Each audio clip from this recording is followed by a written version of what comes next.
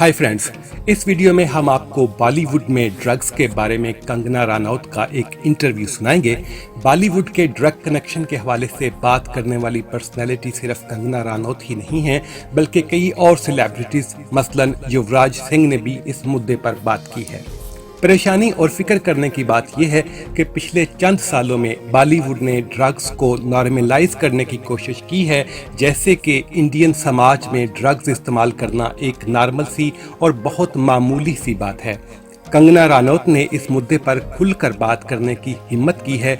आपको क्या लगता है कि ड्रग्स के हवाले से इस युद्ध में हमें कंगना का साथ देना चाहिए? आइए सुनते हैं कंगना रनौत का इंटरव्यू।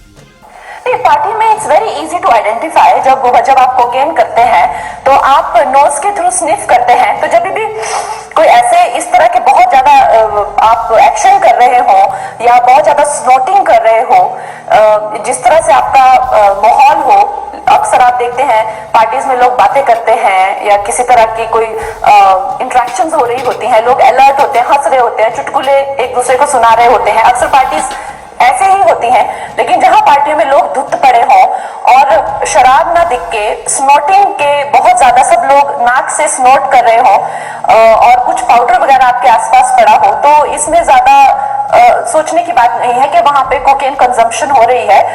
तो मुझे लगता है कि हो सकता है अगर इसकी इन्वेस्टिगेशन हो, मैं कोई इसमें अथॉरिटी नहीं हूं, मगर अगर आपने संजू जैसी फिल्में देखी हो या और भी, मैंने भी एक फिल्म फैशन में काम किया था, हीरोइन जैसी फिल्में बनी हैं, फिल्म इंडस्ट्री पे आधारित हैं, तो ड्रग्स जो है वो उसका एक बहुत बड़ा हिस्सा है और ये बात किसी से छुपी नहीं है। और ऐसे प्रिटेंड करना कि ये बात छुपी हुई है तो आपस में आई थिंक अपने आप से झूठ बोलने जैसा है। वीडियो को लाइक कीजिए, अपने दोस्तों से शेयर कीजिए, अपनी राय से हमें कमेंट सेक्शन में आगाह कीजिए ताकि हम अपनी वीडियोस को मजीद बेहतर बना सकें। हमारा चैनल सब्सक्राइब करके घंटी का निशान जरूर दबाइएगा। अल्लाह हाफिज।